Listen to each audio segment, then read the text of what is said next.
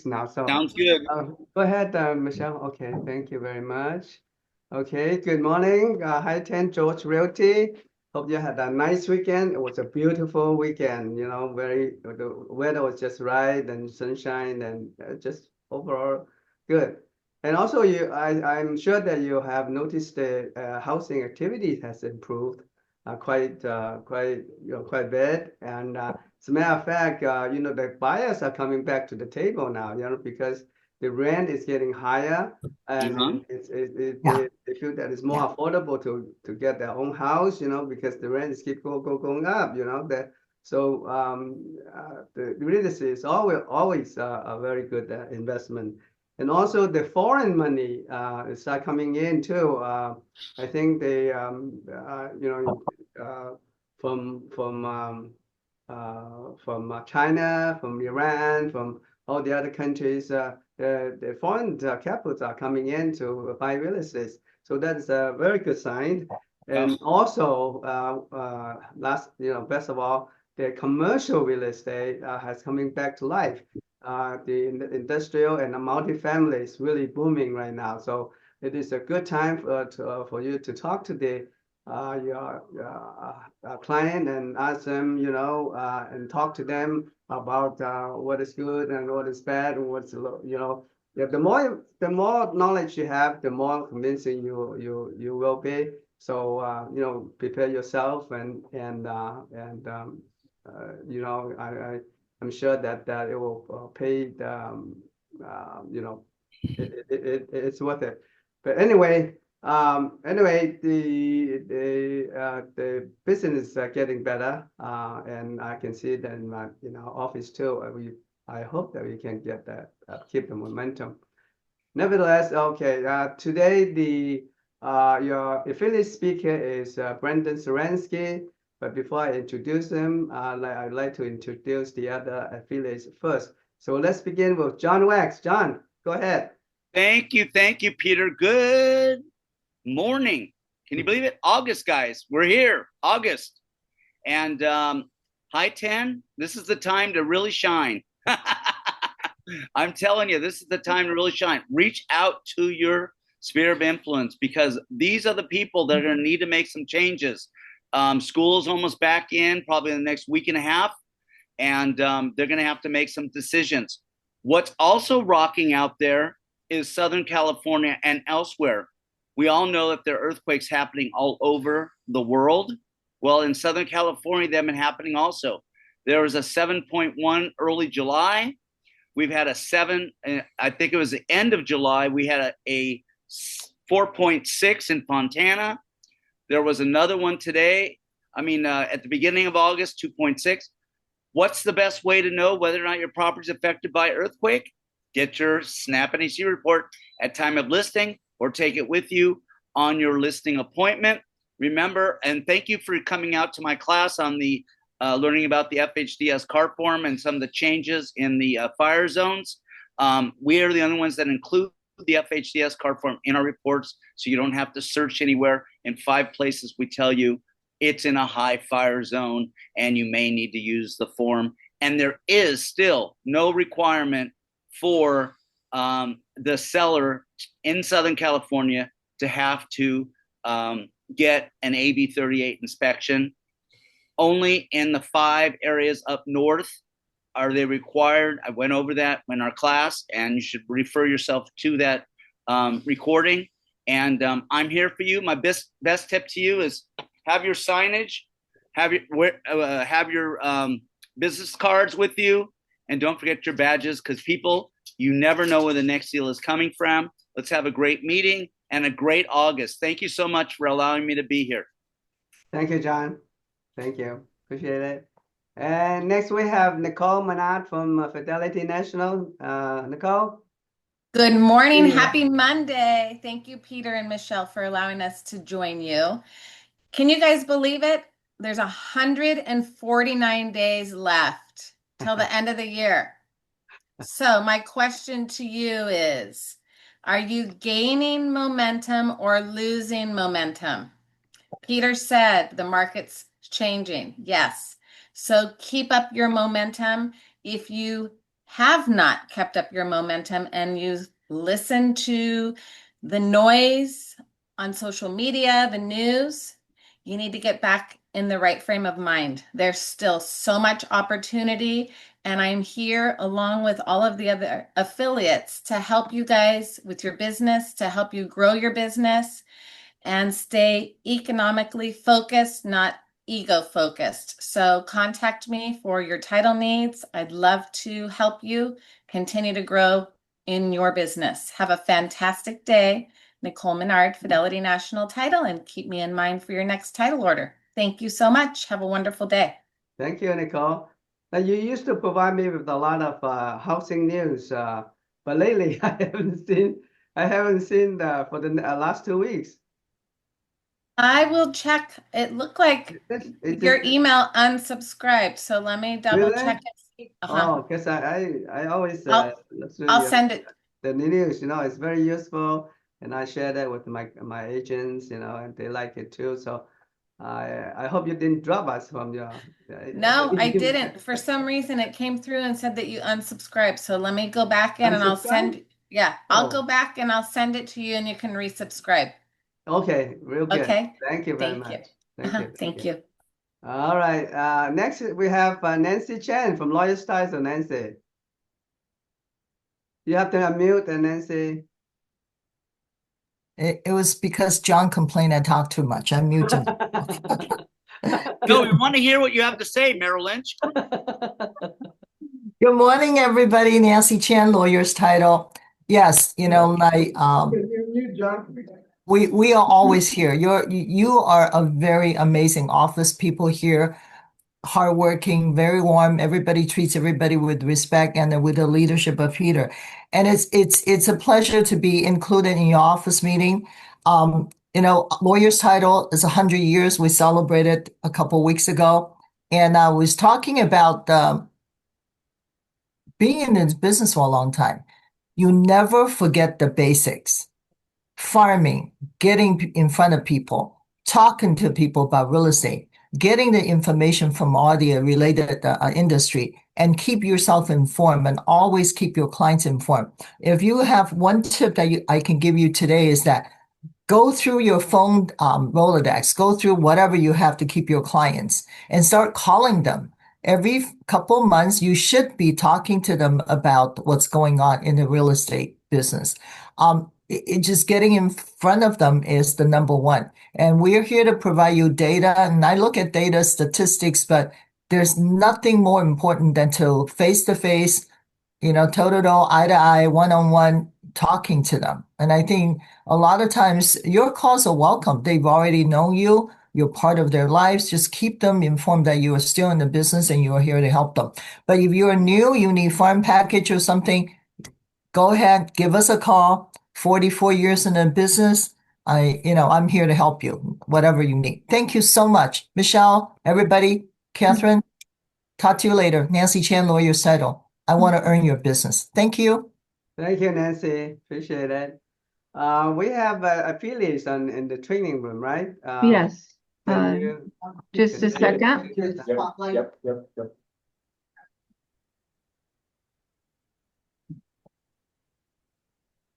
Okay. Hi, Yolanda. How are you? Hey, how are you? I hope everybody had a wonderful weekend. Happy Monday. Happy prospecting week. So please call me if you should have any title needs, prospecting needs. Been doing this for 43 years. I was also a realtor. So call me. It's an exciting time because where the other realtors are taking some time off, I know you guys are pushing through and getting those listings and sales. So Yolanda Martinez Arenas, WFG National Title Company. Have an awesome and productive week. Thank you. Thank you, Yolanda. Okay, do we have any more affiliates other than Brendan? No. Okay. No. Okay, then let's welcome Brendan Sorensky from First American Title. Actually, and NHT, I'm sure. Yeah, you're good. Hey, it's all in one. That's the benefit. All in one, yeah. Okay. So good morning, everyone, and thank you for the opportunity to be your spotlight starting off August. And The sun is shining, so that means that we're out here working and helping. So the big things that I wanted to talk about, obviously, the FHDS form is something that all of us are now familiar with. It's been around since 2021. And the big things that I wanted to point out is this is an opportunity for you as agents that you know that a lot of homes are now in the high fire zone. And because they're in the high fire zone, this is a marketing opportunity for you. Because when you use Ignite RE and our title with Angie using that tool to find people who are most likely to sell, the second step I suggest you do is find out if it's in a high fire zone. So you can walk into that house and say, hey, I know that your house is in a high fire zone. This is what we have to do these days to make sure we can get your house listed and sold. And by setting those expectations and talking to them about this, I can almost guarantee you that no other agents are talking about this and setting that expectation up front. In most cases, people wait till escrow to bring this up, to talk about it, to talk about the insurance questions. So you as agents, the best thing you can really do is set the expectations as soon as you get these listings. That's why we always say, order the prelim, order the title report, start talking to insurance, start talking to your lenders, all that as soon as you can, because as we know, it's more difficult to get insurance. More people are having to do fair plans plus wraparound policies. You talk to Mark Wu, he will tell you that. The other thing is within the FHDS, there's those three the stipulations of whether or not you use it or not. So if it is a commercial property, do you have to have the FHDS? No, right? Because it's high or very high severity zone, single family, 1 to 4 units. So if it's 5, 6, 7, 8 units, again, the FHDS is not required. And then the last piece is making sure that the home was built after or before 2010. Why? Because when they updated the code after 2010, all of those home hardening part of the FHDS have been updated. So again, this is a good marketing opportunity for you. You can come and talk to me about what ways you think that you'd like to push this to your clients. So whether or not that's social media posts, whether that's an email campaign, or if you're going into a listing pitch, we can look up if it's in a high fire zone. We'll go through the maps. You could even, if you want to be fancy, pull it up on your phone or on your iPad when you go into a listing pitch and show them, here, you live in the high fire zone, and show them on the map so that they get a better idea of, most of them probably know that they live in that zone. But if they don't, again, it's an opportunity to just bring it up and say, this is what we're going to do to have the house ready to go. We're going to do everything ahead of time so that we can make sure we close on time. So the next part I was going to talk about is, so not only the FHDS, right? That's very important. But the other things are obviously marketing and making sure that the information that you're providing is going to be something of value. So the thing that I know with any marketing, you're going to make sure that you provide something that has a shelf life. So something that's going to stick around. This is why I've talked about in the past, if you're going to provide food or you're going to provide wine or something like that, think about something like a fire extinguisher that's going to sit in the house for 5 to 10 years. If you put your marketing information on that fire extinguisher, and people have custom cars, right? Anyone who has older cars, they also use fire extinguishers. It's going to be in the car. They're going to see your marketing over and over and over again. And it's not just till they finish the bottle, right? It is, or finish the food. It's to the shelf life of the entire, 5, 10 years that fire extinguisher is around. Those types of things. The other thing that I've mentioned before, but it's such a good one, calendars and things like this. The reason why I know about this, my grandparents who live in San Diego, every year a real estate agent drops by a calendar every year. He provides notepads where they jot down their notes, things like that, has a shelf life and they're using it, right? So the more they use those items, you're more top of mind every single day. And I could tell you this agent's name because every time I go over, I see his face. His name is Larry Carmel. The guy's been doing it for 30 years. And again, he farms a certain area, he provides information and items like marketing items with a shelf life, and how that's going to benefit you is that, as we know, it may not be my grandparents selling, but it may be me wanting to buy or me wanting to sell, right? So it's that multiplier effect that really benefits you as an agent.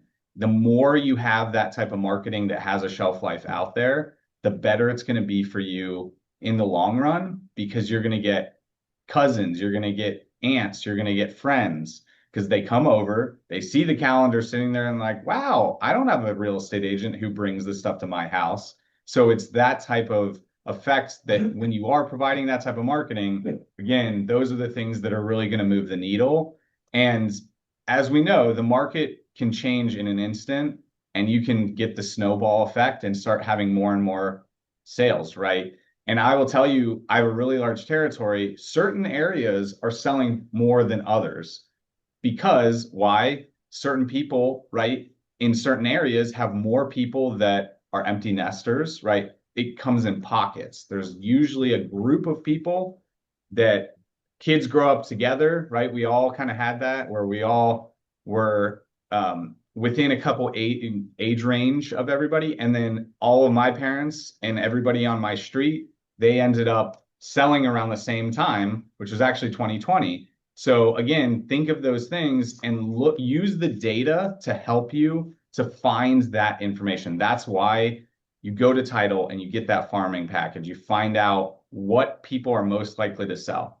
And then the other thing that I had mentioned was, obviously, is every NHD the same, right? Is all the data the same? Is everything that we're providing the same? No. The reason why is because we're an unregulated industry. So title's regulated, home warranty's regulated, lenders are regulated. NHD is not regulated. There are a lot of companies out there.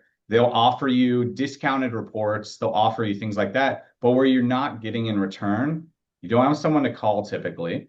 The other thing too is the E&O insurance, right? We don't talk about E&O a lot, but when it comes to providing information, the most powerful thing in E&O insurance, not only is that you have E&O insurance, some NHD companies, because it's not regulated, don't have E&O insurance, but it's have they had to use that E&O insurance? Has there been incorrect information, or have they allowed that to lapse? So think about those when you're considering what NHD company to use. And then the other thing is the data, right? So First American invests billions of dollars, not millions, billions of dollars in the data. So we do a lot of data sharing with our title teams. A lot of the data that we're getting is straight from like Hero, those programs that do the PACE liens, where we get those payoff contracts. The other thing is the information within all of the tax is our own tax division. And we also have a licensed geologist on our staff. Most companies do not have geologists on their staff. Why do we have these things? To ensure that it is accurate. If we are providing you with a report, it better be accurate. That is our goal. That is always what we are working on. So we have somebody on every report on our geology team, our GIS team, and our tax team that looks through every portion to make sure it's accurate, that it's not contradictory. And we actually had a couple of instances where we've actually had correct information, and we actually had that with a flood certificate. So CoreLogic, which is the company that provides the flood certificates, said that it was not in a flood zone. Our report said it was in a flood zone. This affects insurance, correct, right? This is a big deal. What we found out is that CoreLogic's information was actually incorrect, and that it's because they were not looking at the full property. So sometimes half the property is in the flood zone, half the property is not in the flood zone. So if it's not being looked at fully, the whole entire property, you may miss that. And so we were able to help the homeowner to know that it was accurate on our end. But CoreLogic, because they did this, it ended up actually causing the deal to have issues, and they couldn't close. CoreLogic had to come back and help with that. So again, this is why it's super important which NHD company you work with, because it could affect a deal, and it could cost you your commission check in closing the deal if the information is not accurate. The other thing I did mention in the beginning is not only do you have me, but you have Sandy, you have Angie, we have our guy 1031, Rick Cordova. And why we work together is because a lot of the information is very similar or it crosses over. Like you have the tax information that fits in with the tax information on the prelim. There's a lot of liens and judgments that we have in the NHT report, like a Mellarus tax is also in the title report. So use us, use all the services that we have and that we can provide you, because this takes a village, right? We all want to be successful. We don't close unless you get a listing and you close. So everything we can do to help you get listings, everything we can do to help you close listings, that is our goal. And we're here to help you grow your business. And thank you again for having me. Yeah. Thank you. Thank you, Brandon. Very good information. I didn't know there's any a situation where you have half of the property in a flood zone and half of them not in a flood zone. How did that happen? And what is the difference? I mean, what can you do about that? So it's based on the structure. So part of the property, say it's on a hill or where the structure is not in the high or in the flood zone, but the part of the property is in the flood zone. If it's not looked at on, you know, a whole basis and they just look and see, oh, it's just partially in a flood zone, we're going to just put in a flood zone. There are cases where if the structure is not affected, then you don't need the insurance, right? Because it's not, the structure is not going to be affected by the flood zone, but there is a portion of the property that's in the flood zone. So that's where it can differ. I see. So if that's the case, you have a choice whether to get the flood insurance or not. Correct. And that's where you're talking to the insurance company and you can show them the structure is not affected. The property does have a portion in the flood zone. So that's the nuance of it. Interesting. Thank you. You're welcome. Thank you, guys. All right. Thank you, Brandon. Okay. Do we have any affiliate that came in late or wants to speak at this time? Okay. If not, then we'll go on with our meeting. Before we go into the company business, I have a few announcements to make. As you know, there will be no lunch and learn this Wednesday. But following the 2 Wednesdays, the following this week will be 2 very interesting topic. The one on August 13, 2025 is the Chat GPT with Christy Connolly, and as you know that she has been giving this talk many times, and every time is very interesting and has a very good reception from the agent. So don't miss this one. She can talk about new things that you can do and Chat GPT in regard to the real estate marketing.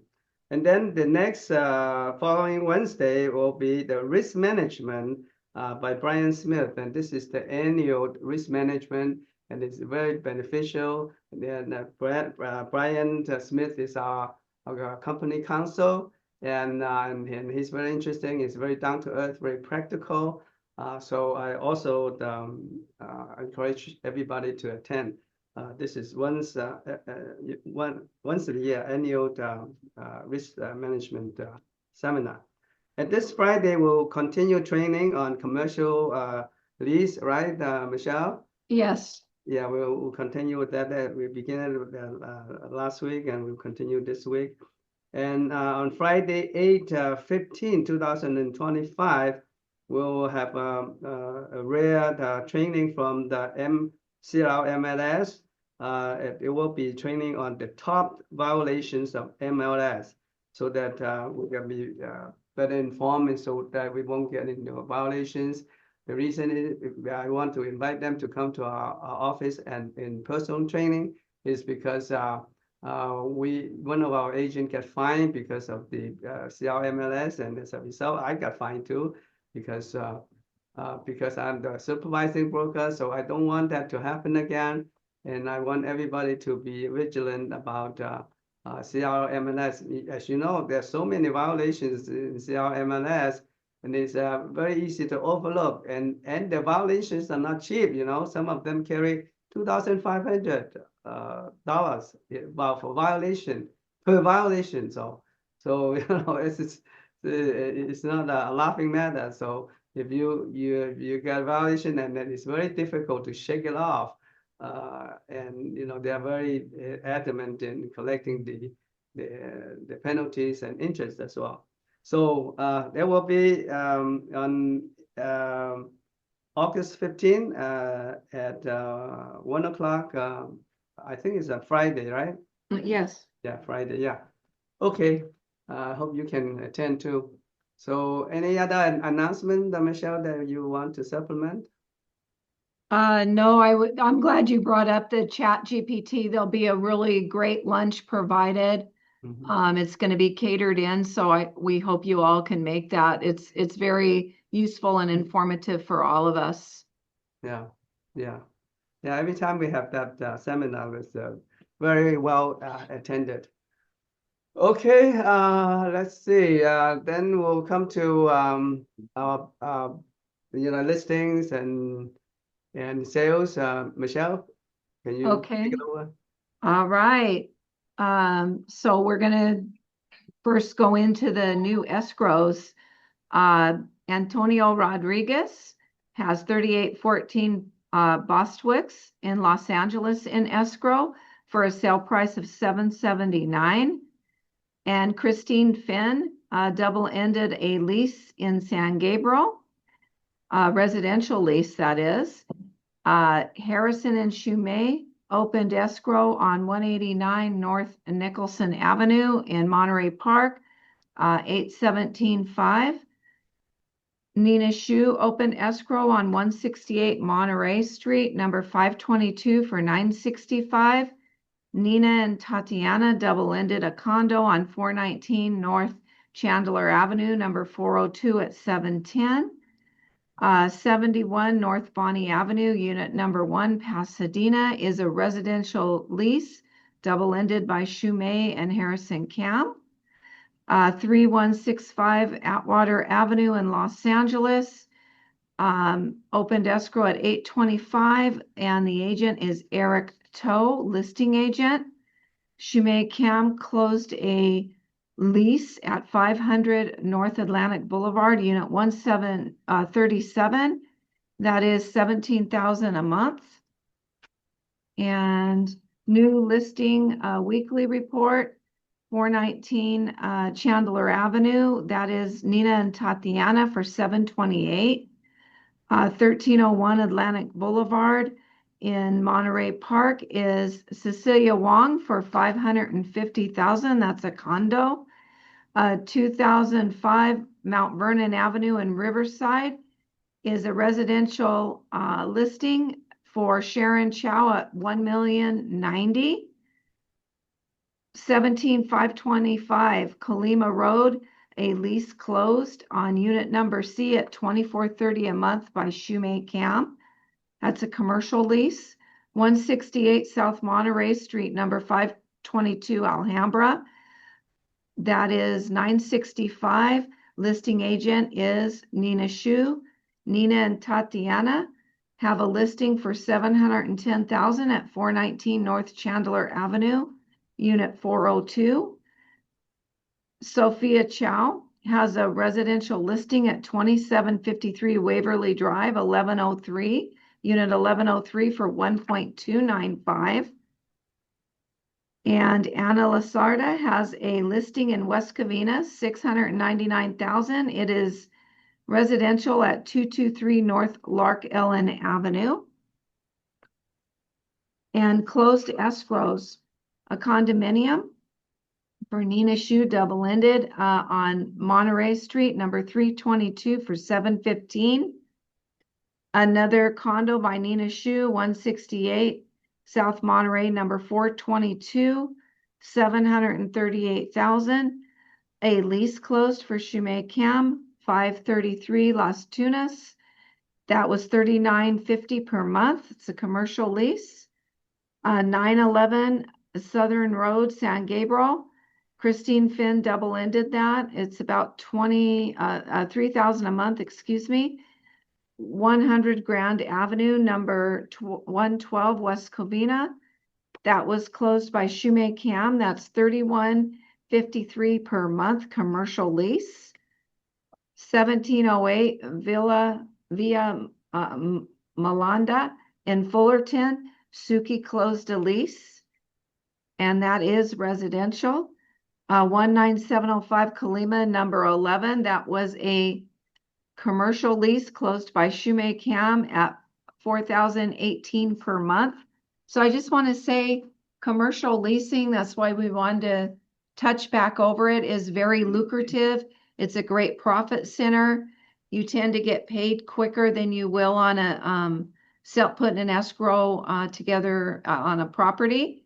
These close quicker. You get the lease fully executed, and you normally get a paycheck within a week.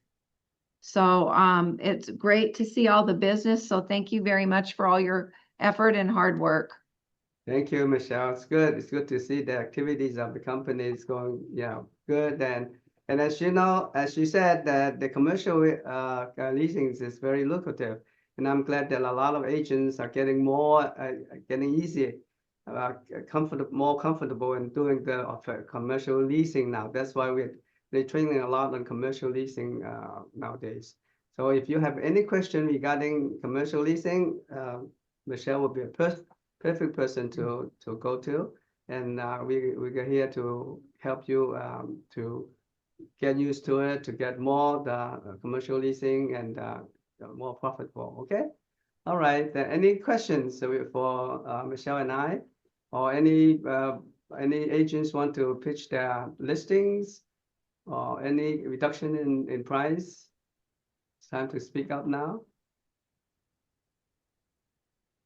Everybody seems so quiet today. What's happening?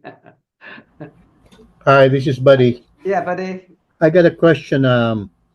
If the buyer wants the property information deleted from Zillow or from any other websites after close of escrow, can this be done by the listing agent or broker? To get the information from Zillow's? Yeah, I mean to delete the information. I know because Zillow's information in other websites, they are linked to the MLS. Yeah, well, we don't give them any information at all. We are No, but not associated with them, so it's up to the listing agent where they want to give information. no, if Seller. the buyer wants to delete those information from the websites, can this be done? No, Delete it? No, I don't think so. that's a third party, buddy.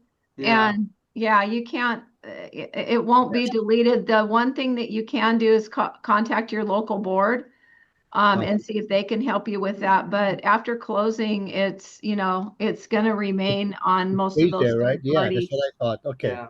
that's Yeah, what I thought. We have nothing to do with them, so we cannot do anything. yeah. Okay, all we do is just basically download the information to them, to the websites. You download it to them? No. No, Yeah. we don't. Don't we give No. it? Okay, if we have a listing, don't we download the information to To Zillow? no, not to Zillow, to the MLS. Oh, yeah, the MLS Yes. we do. Yes, we do that, and then all of those other websites are linked to the MLS. Well, it's up to the MLS. They have contract with them, or they have association of them. It's nothing we can do. It's out of our hands. So with that knowledge that we have, that since we download them to the MLS, so we cannot do anything if the buyer wants those information deleted. No. Okay, that's what I thought. That's why I told him, but I wanted to make sure from our end. Okay. All Okay, right. thank Sure. you. Okay. Any more questions? My new commercial lease listing on your list. I didn't hear that. I know, Cecilia, there wasn't a commercial lease listing for you, so please go ahead and tell us about it. Go ahead, talk loud. Yes. Okay. I have a new unit, commercial, located in Monterey Park at 2099 South Atlantic Boulevard, Unit K, and the rent per month $2,000. And also the owner will consider about on sell it. So if the potential tenant, they occupy, they might sign the lease contract with option to buy. Okay, and then how much is the lease? The lease 2,000 per month. And how big is your unit? The unit is 980 square feet. And is it an office or what type of? Oh, well, you can do it as office or retail. Okay. Because it's located in a plaza called Galleria Okay, Plaza in Market Park. Very good location. good job. No, it wasn't on here. I was just re-looking. It'd probably post next week, but that's okay. No, I saw it on the email. Yeah, okay. Okay, thank you. Thank you. Congratulations, Cecilia. Thank you. Very good. Very good. Oh, by the way, we just closed escrow last Friday, August 1st, on the property at 21109 Longworth Avenue in Lakewood for $955,000. Oh, good. Congratulations. buddy. Congratulations. Good job. And no more pitching from the agents? Any reduction in price for new listing?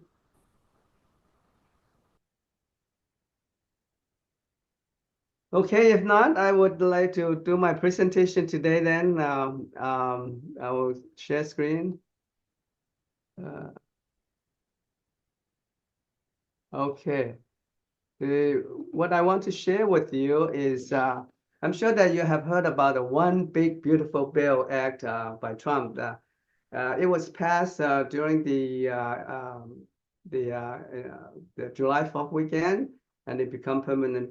It was passed by both the Senate and the House, and it became the law effective January 5th, 2025. And I'm, I don't know whether you know or not, this One Big Beautiful Bill actually has a lot of benefit for the real estate industry. And, if it is essential for you to know about what it contains so that you can talk to your client, so that you can, when your client asks you about it, you can carry a conversation, to your advantage. And it is favorable for commercial real estate, as you probably later on I'll tell you why. It's good to know about this One Big Beautiful Bill Act by Trump. So let's see what it is. Okay. So as I said, it was passed on July 4th and effective July 5th, and it is just the nickname, the OBBBA, and they have no official name yet. Also, everybody referred to the One Big Beautiful Bill Act. So what is it all about? Actually, as I said, the bill is favorable for commercial real estate in many ways. First of all, it makes permanent the $750,000 cap on the mortgage interest deduction. That means that for your real estate investment, if you have a mortgage interest or for your actually it's more like for your home, if you don't have any expenses like the investment property, you can deduct $750,000 on your mortgage interest, which is really good, because you usually for your home you cannot deduct the expenses. So if you can deduct the mortgage interest rate up to $750,000, that would be very good. And this the One Big Beautiful Bill that makes it permanent for everybody to be able to deduct $750,000 cap on the mortgage interest rate. And the second one is it provides the temporary increase of SALT, which is the state and local tax, up to $40,000. It used to be for $10,000 per year, and which is very minimum. Everybody was complaining about it. So Trump did it. He increased it to $40,000 instead of $10,000 for 5 years. It will be sunset in 2030. and then it will revert it back to $10,000 cap. But who knows? In 5 years, they may come to increase it again. For the time being, it's $40,000, which is good. And also, it doesn't restrict the existing SALT workaround strategy for the pass-throughs. In other words, you can still have other way to deduct the interest. If you hold the title in LLC or corporations, you can still use the expenses to eliminate all those taxable incomes. So the business owners can still deduct state and local taxes at the entity level and avoid the cap, in addition to benefit from the temporary higher cap if they itemize deductions. So this is a good SALT cap deduction for everybody. Now, why is that the big, beautiful bill favorable for commercial real estate? Oh, there are 3 areas that are very notably beneficial for commercial real estate. The first one is by restoring and expanding the bonus of depreciation. As you know, that most of the depreciation is average out, not average out, but spent in 27 years or 29 years. But now, because of this bill, you can do accelerated depreciation for the depreciation expenditures, and for commercial real estate, it can be very beneficial because if you hold the commercial real estate for a short time, then they will increase the amount of tax that you can depreciate. So, and although another function is to expansion, is to other assets. For example, for other stocks or other bonds and some things like that. They were thinking of expanding to the other assets. And the second beneficial things for the commercial real estate is the Section 179 QBI deduction, which stipulates that you can deduct up to 20% of your qualified business income from your taxable income. So that's pretty good. If you are doing business using real estate as doing business, you can deduct 20% of your qualified business income from the taxable income. And that's very, very, very good for real estate agents, real estate brokers, and real estate investors. Okay, and the third one area is the opportunity zone incentive.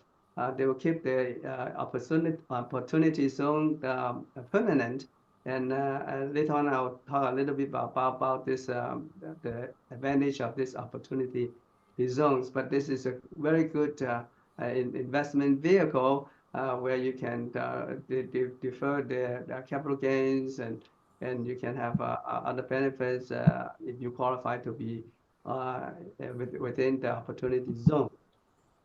So, well, in order to do this, you have to, because of this loss in that avenue, you have to get it from other places, right? So the federal is cutting this expense, and so where's the loss coming from? The loss, it has to be passed down to the states. You either backfill the funding losses at the state level, or you just have to accept reduced benefits and services in the other areas. So they're looking into other areas where they can mitigate the expenses so that they can fund this one big beautiful bill. Okay, now the areas they can start looking at is 1031 exchange and business SALT and the second home MID. They've been looking on it, but they have not decided what to do with it. Right now, they still maintain the 1031 exchange, and business SALT has not been altered in any way. And they also keep the second home mortgage interest deduction. So, but you never know. Later on, if they are desperate for the revenue, they might have to cut down on those allowance, So we just have to keep our fingers crossed and see what it will unfold. Other key provisions that they has kept the debt limit to 5 trillion. But the ceiling, they have to raise the federal deficit ceiling by 5 trillion. That's a lot, I think right now is the federal debt is about $32 trillion, and they raised another 5 trillion to be 37 trillion. That's a lot of money, So somehow or another they have to fund this the debt, That's why they're getting a lot of headache on this area. And then they have a tax rate and standard deduction. As for they're making the 2017 individual tax rate permanent. In other words, they're keeping the deduction of 15,750 for individual and 31,500 for joint tax returns. And now we're talking about state and local tax deduction. As I mentioned, they will temporarily raise the SALT cap to 40,000 starting in 2025, and it will last for 5 years. And each year, cap will increase by 1% a year. And then also it phases out the income above. If you make the income above 500,000, they will gradually phase out. And then the important thing is that the cap reverts to $10,000 after 5 years. That means that it will sunset in 2030, and by the end of 2030, they have to decide whether they will keep the cap at 40,000 or revert it back to 10,000. But most likely they will change the cap because of the inflation. 5 years from now, the inflation will be substantially different. And then they're talking about alternative minimum tax. They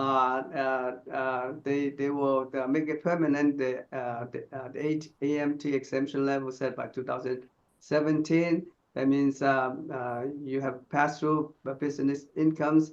They make it permanent for the 20% deduction under the section 199A, which means that you are qualified for the business qualified business income, then you can deduct up to 20% from your income tax. And also they make the estate and gift tax 15 million for 2026. Now to 2025 is like 13.9, and then because of the CPI increase, they make the estate and gift tax exemption to be 15 million per individual. That means if you're husband and wife, the exemption will be $30 million, which means that you can pass. If you're a husband and wife, you can pass up to $30 million to your heir, to your son and daughters, tax-free. You don't have to pay any estate tax. But after that, you have to pay 40% at the rate of 40% or whatever that's left, whatever that's over that $30 million.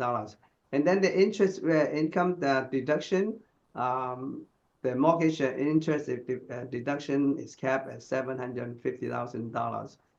So if you have a mansion and you're making a lot of mortgage payment, the interest deduction is $750,000 maximum, which I think for most individuals that is adequate. Only the ultra rich, don't have enough deduction according to the cap. So, and lastly, the opportunity zones, which I mentioned about, they make opportunity zone permanent. So it's not just a one-time deal anymore. It's a long-term recurring benefit. And it specified that the rural development bonus is the special bonuses for the rural opportunity zones. They have superior tax relief, so it will boost the feasibility and return for industrial, multifamily, and mixed use a CRE investment in underserved areas. That means the rural areas. And also the capital gain and deferred taxes extension. So, if you invest in the opportunity zones, the investor can get deferred capital gains by reinvesting into the qualified opportunity zones. And so if they reinvested it for 5 years, then they have a step-up basis after 5 years, 10 to 30%.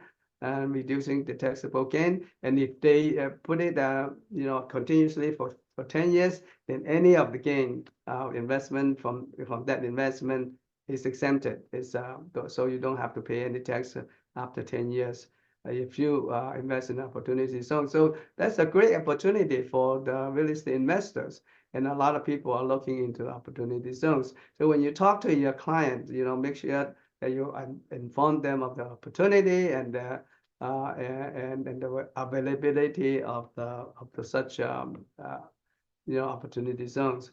So the more knowledgeable you are, the more convincing you are, the more successful you will become. So I really want you to have this kind of knowledge, and when you talk to your client, this is the ammunitions that you have for perfecting your business.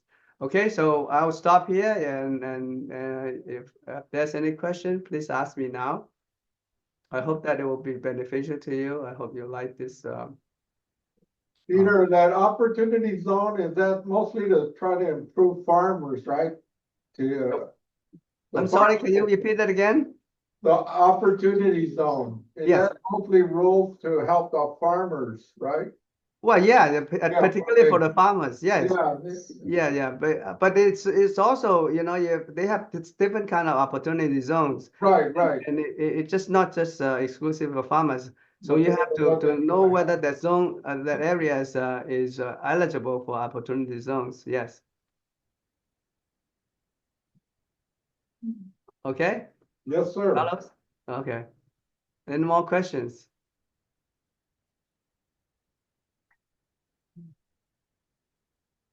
No questions? Okay. Any last words, Michelle? Or hold your peace. I hope you all have a beautiful week Thank you. ahead, and we look forward to seeing you in the office. We love to see you around the office. Yeah, there's a lot more activity in the office, so come in and look for yourself, okay? That's always good. And just a clarification, we own all our own data at Snap NHD, and we have over $100 million of E&O insurance to protect you guys. But what I wanted to let you know is we work off of parcel boundary data. So there is a possibility that a little portion will be in the flood zone. The only one that can elevate the property out of a flood zone is a land surveyor. Mhm. So you need a land surveyor to come in and do an assessment, because they work off of flat maps. They don't work off of topography maps. So they can see that the property, the dwelling itself is like 6 feet above the flood zone, and then you don't have to pay the additional flood insurance. I just want to clarify that. Oh, that's interesting. Thank you. I can always add. Okay, thank you, John. You have a great, I'm here for you. Have a wonderful weekend, a week, I should say, and a great August. Yeah, okay. All right. See everybody next week. Bye, Have a everybody. nice week. Bye-bye. Thank you.